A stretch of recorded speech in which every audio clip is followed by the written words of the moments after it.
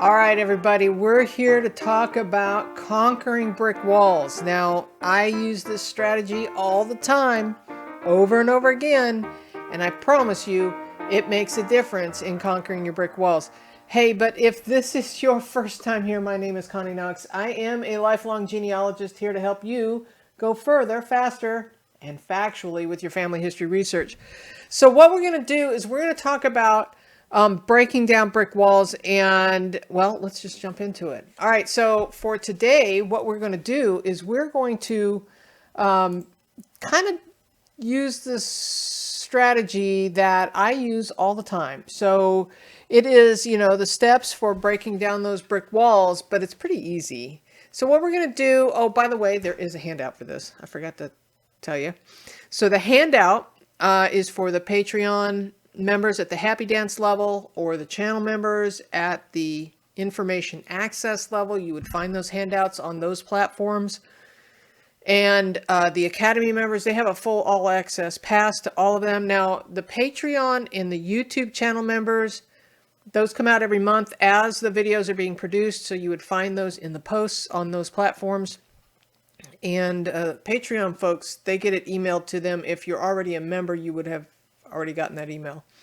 And of course, the Academy members would find it at genealogytv.org, and then they know how to get into the Academy, and so they can get to all the handouts and all the videos and everything in the Academy. And then if you don't want to be a member of anything, but you want the handout, you can go over to genealogytv.org/handouts, and we'll leave a link in the description box as well as to how to get that handout.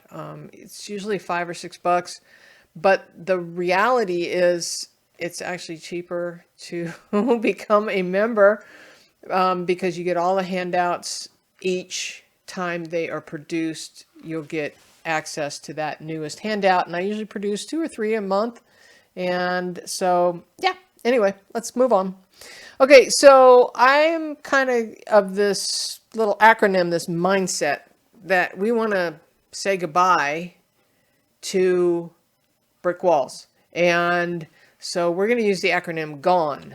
We're going to gather, we're going to organize, we're going to note, and we're going to execute our plan for how to get rid of this. So how to get rid of those brick walls. So, and honestly, I swear to God, I'm not trying to be arrogant or anything, but I don't have any brick walls in my family tree. I have a lot of research that I haven't done, but boy, once I go through this process, I usually solve the problems. And I've done this over and over and over again for clients over the years. And so, yeah, let's do it. So each of these steps is kind of like probably 25% of your time as you are working on it. So that first step is to gather your research. So a lot of times we've already kind of gotten an idea of what's in the family tree from various research that we've done, either collecting it from other members, you know how that is, and or research that we've done. We've kind of gotten this stuff, or we got handed us a box of stuff from some relative somewhere. And so gather what you have. And now, I suggest you transcribe and abstract, but at minimum, abstract the information into your research notes. We'll talk about more about research notes in a few moments, but transcribing those records, oh my gosh, you guys, if you haven't transcribed your records, it's a huge benefit to figuring out and finding some of the details that you may not have noticed before when you transcribe records. It is a game changer, I promise you.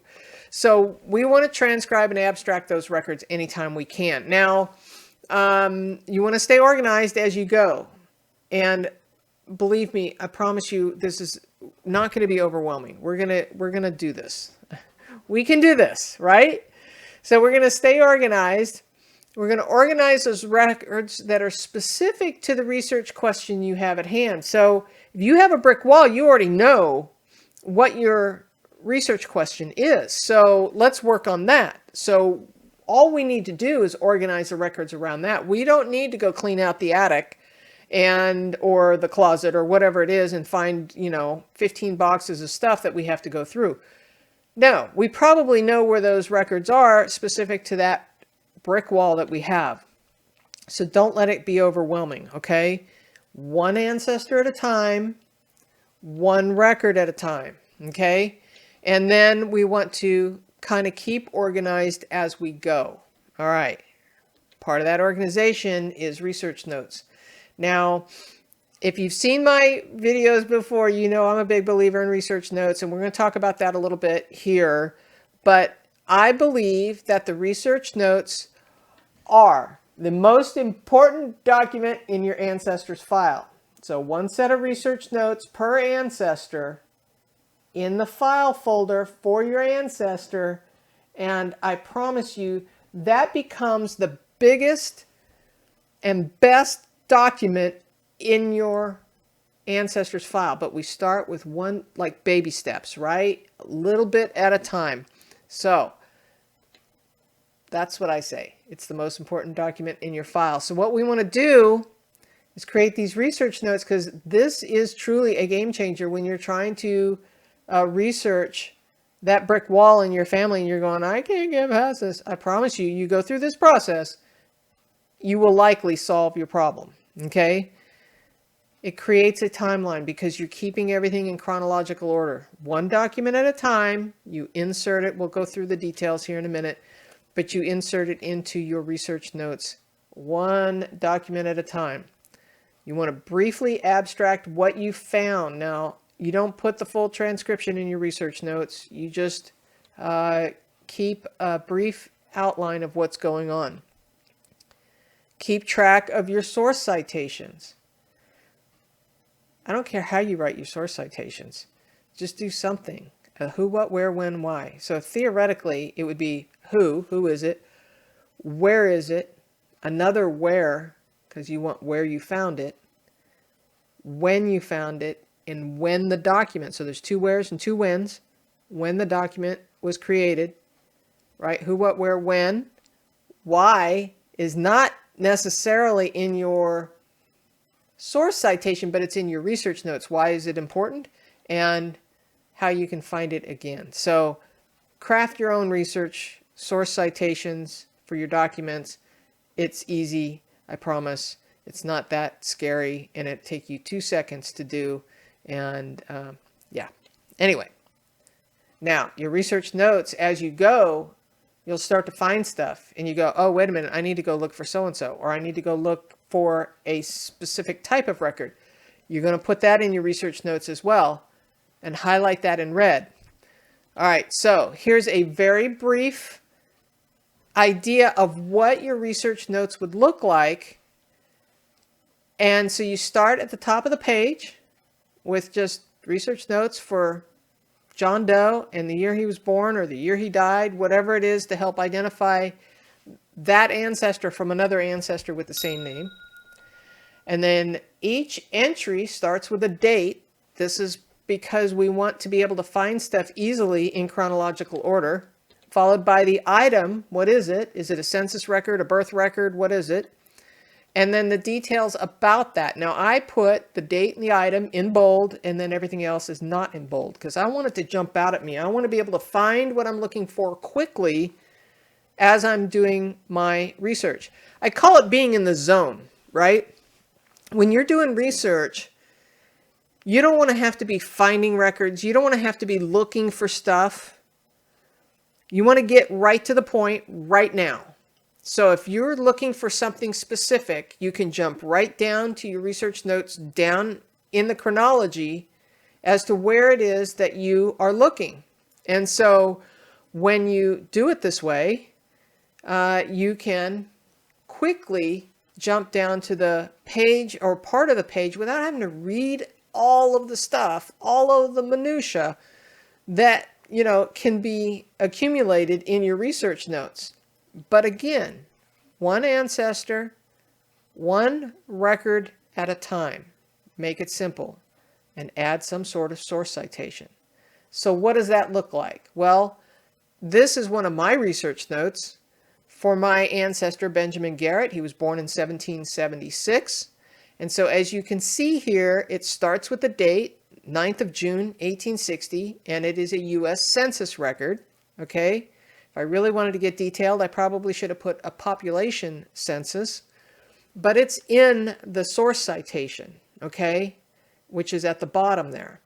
So I say that it showed Benjamin Garrett, and I put Benjamin in quotes because it's spelled differently, okay, and he's age 83, and I put in parentheses that estimates his birth year to be 1777. So from other member trees, I had discovered that he was born in 1776. So if they're correct, then we're very close with this record at 1777. It totally makes sense. He's male, he's a farmer. There's $3,000 worth of real estate. Now this makes sense because the $3,000 worth of real estate is a clue that we need to go find land records. We need to go look for maybe a will, because where there's land, there's a will typically, or at least a probate package, okay? He has $2,000 worth of personal real estate. And by the way, if you look at the neighbors, at the value of that real estate, if you look at the neighbors in the whole area, $3,000 worth of real estate is probably a lot of money in 1776. He was probably a wealthy guy, okay? So he was born in Virginia, and it says no other fields noted is what I wrote. So his wife, Sarah, is 63. Her estimated birth year is 1797. She's female. She's born in Virginia. Alfred Garrett, son, not noted. Now, I say that because I already knew that Alfred was a son. But I put not noted because in that census record in 1860, they did not note relationships. So we assume that that is his son. But, you know, at the point that I wrote this, I knew that I had the right record, and I knew that he was the son. Ages and everything lined up. He's 20 years old. His estimated birth year is 1840. He's born in Virginia. And James D. Garrett, 15, estimated birth year 1845, and he also is born in Virginia. Okay, so those are my research notes for that one record. Didn't take long. In fact, most of the time I usually voice track it into my Word document so that I don't have to type a lot. So then I wrote in red, this is part of my research plan because I wrote it in red, look for married children living nearby. Only Alfred and James are still at home. Based on other records that I had found, I knew there were other children. I go back for a moment. While I was creating this presentation, I went, oh, wait a minute, Jefferson Booth, that sounds familiar. I have Booths in my family. I go quickly, clickety-click on my keyboard, and I realized, wait a minute, Jefferson Booth, I know him. And he is the son-in-law, Benjamin Garrett. He married one of the daughters of Benjamin and Sarah, and her name is Margaret. So I made a note of that. So then I'm like, okay, let's do some research. So then I start digging in and I start finding stuff. And so I start adding stuff to my research notes. Now, the top section that you see here is actually from my research notes. And you can see that I made a note that it says, right here, it says 20th of June, 1863, West Virginia becomes a state from Virginia. This is handy to know right in your research notes because he was born long before West Virginia was a state. So I'm sitting there thinking, okay, I need to make notes of this because the records may be in Virginia, they may be in West Virginia. You may have heard this story before because I recently did a video about this, but then he dies in 1865 in Wayne County, West Virginia. And I say there's no real source, family data collection on Ancestry without a source. So what I'm saying is those are member trees or some old database from Ancestry that is telling me that this information may or may not be accurate because there's no real source there. So then I go digging around for a death record. And I find in 1864 a will. Now it is typed in a book, which means it might be a copy, which could introduce errors. Just saying. All the matches all the children, the daughters, and I name them all, and all the sons. They're all listed there. The will is transcribed in a separate document. Let me show you what I'm seeing, because you probably can't see that very well. So this top section here, I labeled out everything as far as the family members go. And then I made a note and I said, the will is transcribed in a separate document. Basically, see his file folder, okay? And then I abstracted that information into my research notes. This is not the transcription, but the abstracted information. So the will from February of 1864, now remember he dies in 1865, I, Benjamin Garrett, in the county of Wayne, state of West Virginia, this 24th day of February 1864. This is just the abstract. Previously, I gave to my daughter Rebecca. Previously, I gave to my daughter Margaret, and so on. Daughter Cynthia, and so on. Son, son, son, down at the bottom. So, why do we abstract it this way? Well, first of all, we want to keep it in the same order in which it was written in the will. And the reason for that is because it's not always the case, but often they're in birth order. So if we don't know exactly what their birth dates are, we can make an assumption that Rebecca might be the oldest daughter and that Morgan is the oldest son, as you can see toward the bottom there. So a lot of times you'll see this in birth order. Now, sometimes you'll see daughter, son, son, daughter, daughter, son, or sometimes you'll see all the sons together. But a lot of times they're still in birth order, okay? Now, here is the full set of research notes for this particular ancestor, Benjamin Garrett. And as you can see, over time, I have accumulated a lot. I have really done pretty much a full workup on this ancestor. I have added little images and stuff along the way. And so I now have full research notes for Benjamin Garrett. I promise you, this is a game changer when you are doing research notes. So it might become the basis that you write a family history book if you're interested in doing that, or it might be a great resource for future generations. Maybe your grandkids or your great-grandkids may use this in the future and go, wow, what a great genealogist grandma was, because all of this information is here. It helps you also understand migration patterns and border changes, if you think about it. So over time, you can see, you know, as you're going chronologically through your ancestors' research notes, you can see where they were, right? As you're starting to find stuff, you can kind of see exactly how they moved about. And so that can be very important. And again, it's the most important document in your ancestors file, okay? Let's talk about geography for a moment. So it's important to understand the topography and the region in which your ancestor lived, because there could be a lot of factors that help explain some of the records that may not be jiving, or you may or may not be finding. It might be that they lived in a snowy area and maybe they got married in December and the minister couldn't get back to the courthouse to return. So I don't know if you know this, but on a marriage certificate, you've got the license a lot of times and a return at the bottom. And the return means that the officiator, whoever performed the marriage, is taking that document and returning it to the county in which the marriage occurred and registering it with the county.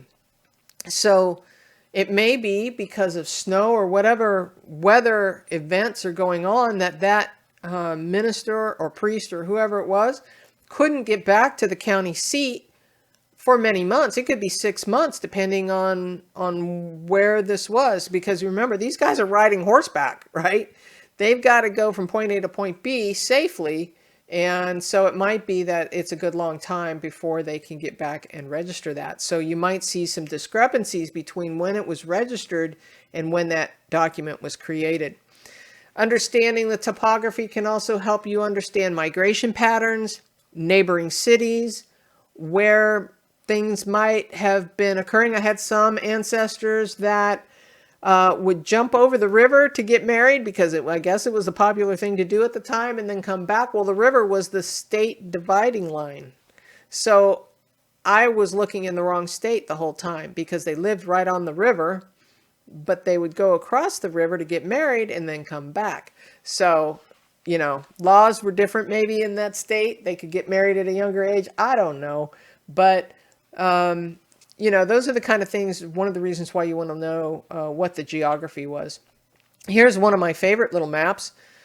This was found on the North Carolina Archives and History section. This is the Great Wagon Road, and it goes from, this particular map goes from Virginia on through North Carolina. I am assuming that my ancestors traveled on these roads or these trails because it runs right through the area in which they lived in Randolph County, North Carolina. So finding maps, you can do that at your state archives. You could do that at the Library of Congress. Just Google loc.gov. You probably find it. Local libraries and the David Rumsey collection. Beautiful. I'll show you that in a second.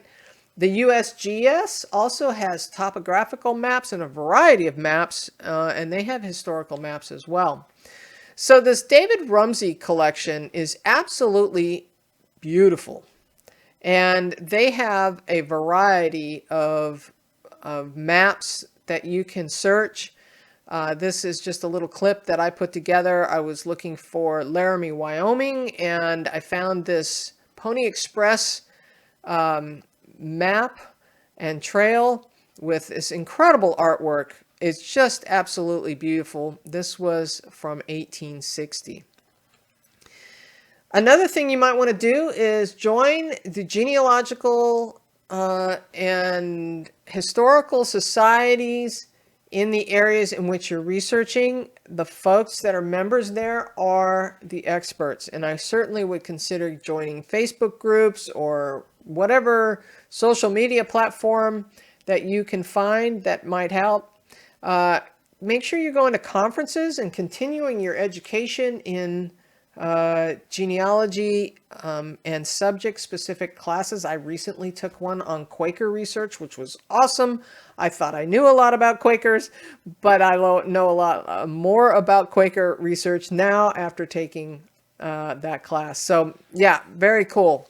Now there are some new technologies that are out. Artificial intelligence is here, and it is here to stay. Now, artificial intelligence actually has been being used a long time on Ancestry and FamilySearch and stuff, but there are some rapidly changing improvements going on, and it is making a huge impact. People are finding records like crazy, and the one that I'm going to talk about today is that full text search over at FamilySearch. So if you're not familiar with that, oh my goodness, you should be.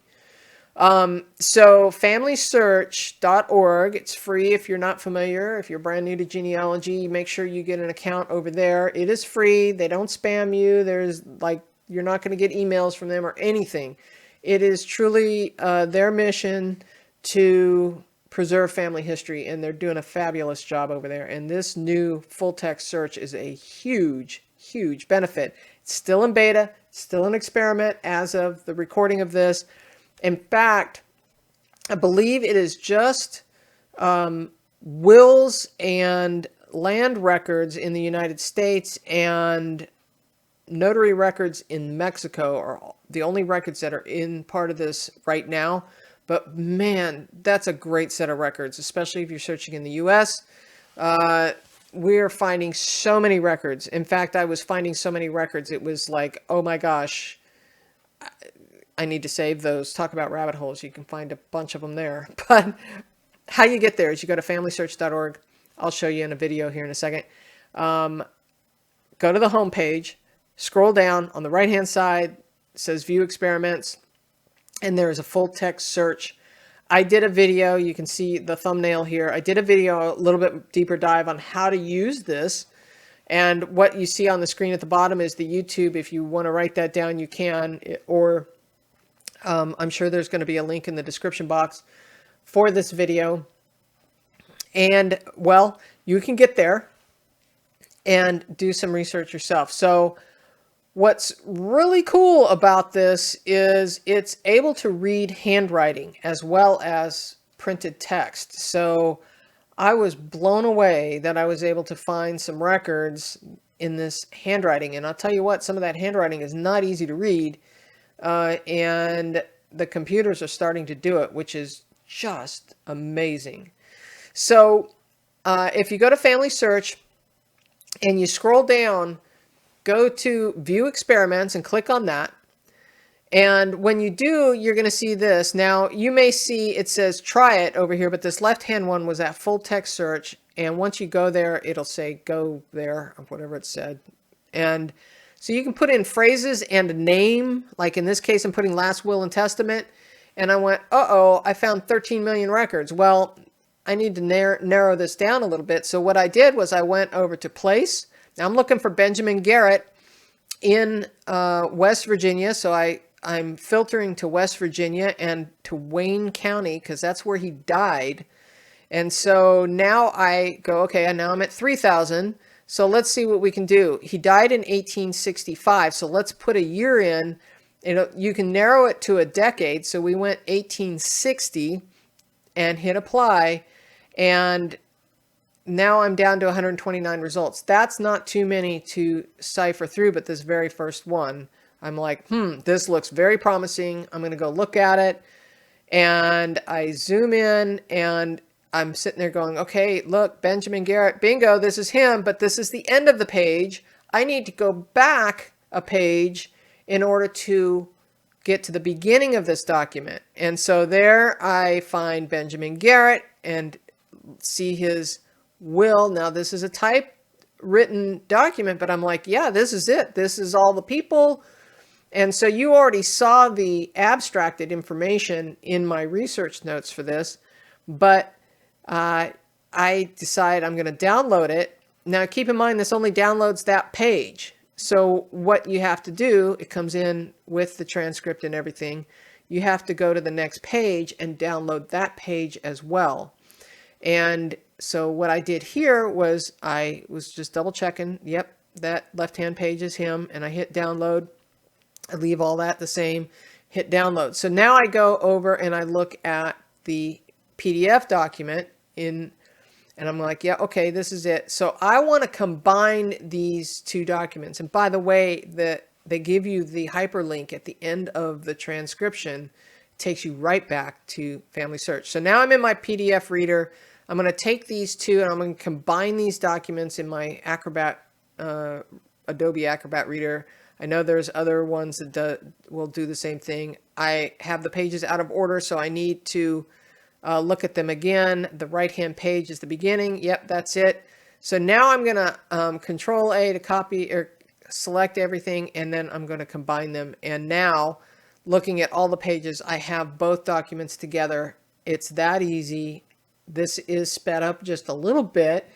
But you get the idea. You can combine that information. Now the transcription's a little wonky. You know, I had to go in and fix it. And I did that in a different document. So here's the document that I created from that, where I went in and I cleaned up the transcription because it's machine learning. It's not perfect.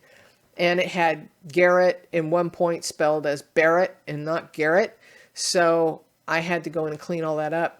But in the transcription, you're reading the document and just cleaning up the transcribed AI version of it to match what's in the actual document, because the AI even sometimes gets it wrong, even on printed material. So what we have here on the left-hand page, I know you can't read this, but I'll just tell you what's there. The top matter is telling us over here what and where I found this. There's a source citation, and I put that right there so I can copy and paste it into other documents as I wish. And I do that throughout the document. I paste it into the footnotes on almost every page. I should have done it on this page as well. And then this part is the abstract that I did after the fact. So I transcribed it first, then I went back and abstracted it, and I put it in over here. At the end of the document, I have the 2 pages of the will from the book. And one of the other things you got to keep in mind too is that when you have a document that's typed up like that, it's probably a copy. So it's not the original. And so with a little super sleuthing, you can figure that out. And so whenever possible, we want to find that original document. Now, it may be that I have to go to the county to find it. So we'll see. More than likely, this is an excellent source. FamilySearch Full Text Search. I can't say it enough. I love it. It is just awesome. I am finding so many records. You've got to give it a try. All right, so now we're going to execute one ancestor at a time, one record at a time. We're going to add to our research notes one ancestor, one record. So remember, this is a brick wall we're trying to solve. So we've got that ancestor that we're trying to find, or we're trying to solve a problem there, whatever that brick wall is. And so we're working one ancestor, one record at a time. Honest to God, it is not that hard. Before you know it, you'll have some beautiful research notes. And then we go on to the next record. We add add to research notes again, and you just keep rinsing and repeating for every document that you find. And it takes just a couple minutes per document, and then you can evaluate what is missing. Once you've gathered all that information, you've put it into your research notes, you kind of evaluate it along the way, and now you can go, okay, what is missing? You mark that stuff in red and add it to your research notes. Now you've got one document with everything you need, all in one place, and you've highlighted your research plan in red. And then you can go find the records. All right, so people ask me all the time, but Connie, can't I just do this in Ancestry? Why do I need to keep research notes? First of all, I promise you it's a game changer, but you can't put the level of detail into those platforms like Ancestry, MyHeritage, FamilySearch, all the rest of them. You can't put that level of detail in. And some people will say, yeah, but then I'll just upload my research notes to Ancestry or whatever. I personally don't do that. The reason why is because I'm constantly finding stuff and constantly updating, and I don't want somebody downloading my research notes. First of all, it's got my personal contact information on it, but I don't want them downloading that because that's a snapshot in time. Well, what if I was wrong? So I've gone back and I found new records and I've modified my hypothesis or my thought process or whatever. So my research notes right now do not exist online. Maybe someday, but they don't right now. So one of the things that you cannot do on those platforms too is to format how you could put emojis in there. You can make font in red or green or highlight in yellow, whatever you want to do.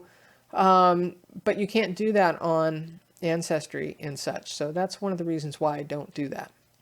All right, so these brick walls that we've been talking about, hopefully they're gone after you go through this process.